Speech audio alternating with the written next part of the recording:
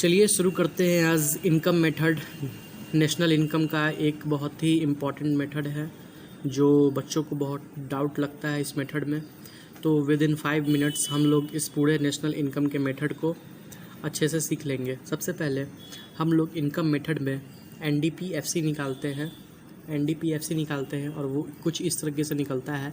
सबसे पहले इसमें हम लोग ऑपरेटिंग प्रॉफिट को लेते हैं और mixed income of self employed को लेते हैं और तीसरा कंपनसेशन ऑफ एम्प्लॉयज़ को लेते हैं। ये 3 चीज़ हम लोग लेते हैं तब जाके हमारा NDPFC निकलता है।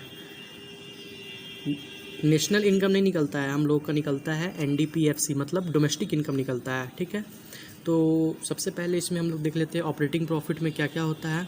तो ऑपरेटिंग प्रॉफिट में हमारे पास 4 चीज़ें जुड़ती हैं।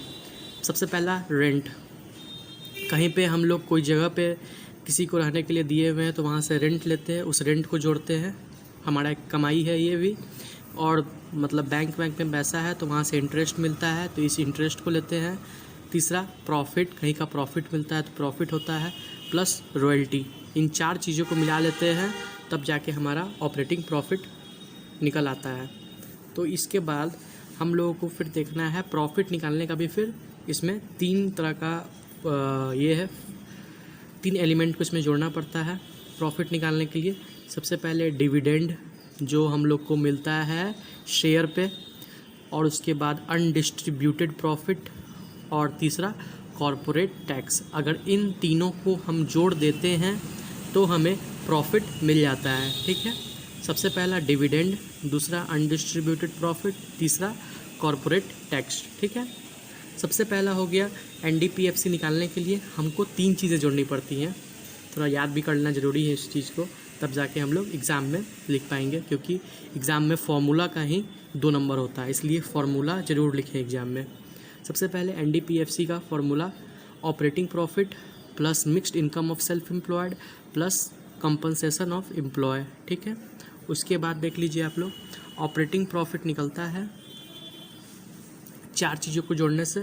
सबसे पहला हो गया आपको रेंट, दूसरा हो गया इंटरेस्ट, तीसरा हो गया प्रॉफिट, चौथा हो गया रॉयल्टी। समझ गया?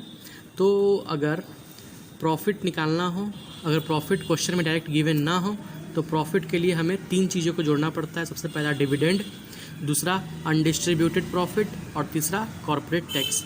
अगर मान लीजिए अगर क्वेश्चन में डायरेक्ट ऑपरेटिंग प्रॉफिट दिया हुआ है तो हम लोग सीधा ऑपरेटिंग प्रॉफिट को क्वेश्चन में से पिक करके अपने आंसर शीट में लिख लेंगे। लेकिन अगर ऑपरेटिंग प्रॉफिट नहीं दिया हुआ है, अगर आप लोगों को क्वेश्चन में रेंट दिया हुआ है, इंटरेस्ट दिया हुआ है, प्रॉफिट दिया हुआ है, रॉयल्टी दिया हुआ है, तो इन चारों को अलग अलग जोड़ के तो हम लोग ऑपरेटिंग प्रॉफिट में लिख लेंगे। यदि मान लीजिए ऑपरेटिंग प्रॉफिट भी दिया हुआ है, रेंट भी दिया हुआ है, इंटरेस्ट भी दिया हुआ है, तो प्रॉफिट भी दिया हुआ है, अगर पूरा चीज़ दिया हुआ है तो हम लोग सिर्फ ऑपरेटिंग प्रॉफिट को लेंगे, क्योंकि जो रेंट का अमाउंट है, इंटरेस्ट का अमाउंट है और प्रॉफिट रॉयल्टी, ये सारा अमाउंट उसमें ऑलरेडी एडेड है, इसलिए डायरेक्ट हम लोग ऑपरेटिंग प्रॉफिट ही लेंगे एग्ज़ाम में या फिर क्वेश्चन में जहाँ पे भी दिया हो। ठीक है, तो प्रॉफिट निकालने का समझ गए, dividend plus undistributed profit plus corporate tax. ठीक है, अगर अनडिस्ट्रीब्यूटेड प्रॉफिट का एक और नाम भी होता है जो बुक में लिखा होता है, उसका नाम है रिटेन्ड अर्निंग। क्या नाम है? रिटेन्ड अर्निंग नाम है। ठीक है, चलिए बात कर लेते हैं अब। ये तो हमारा इससे निकला डोमेस्टिक इनकम, अब हमें निकालना है नेशनल इनकम। ठीक है, आइए देखते हैं नेशनल इनकम कैसे निकलता है।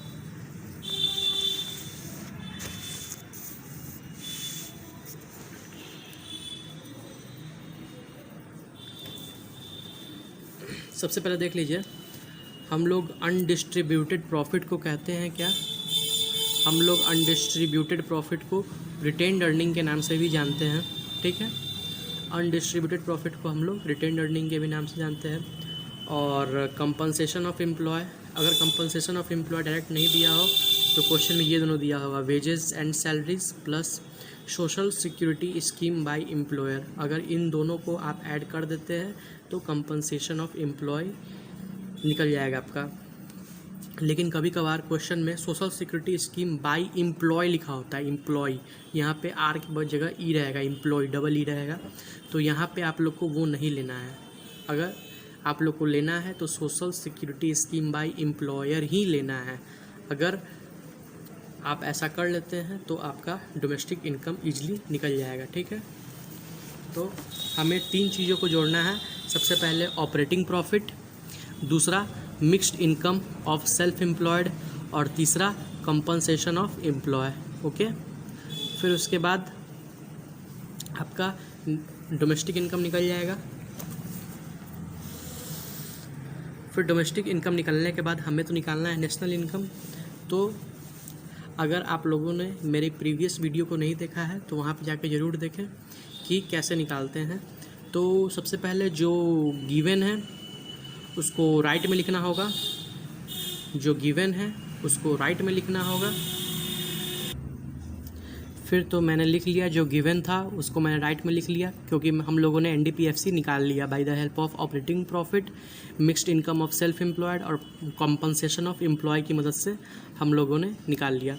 इसके लिए फिर हम लोगों ने तो NDPFC हमको गिवन है तो इसको राइट में लिख दिए, जो निकालना है इसको लेफ्ट में लिख दिए, और नेट हो गया नेशनल डोमेस्टिक में NFIA को जोड़ दिए, प्रोडक्ट सेम है, और इस तरीके से हमारा यहाँ पे नेशनल इनकम निकल चुका है।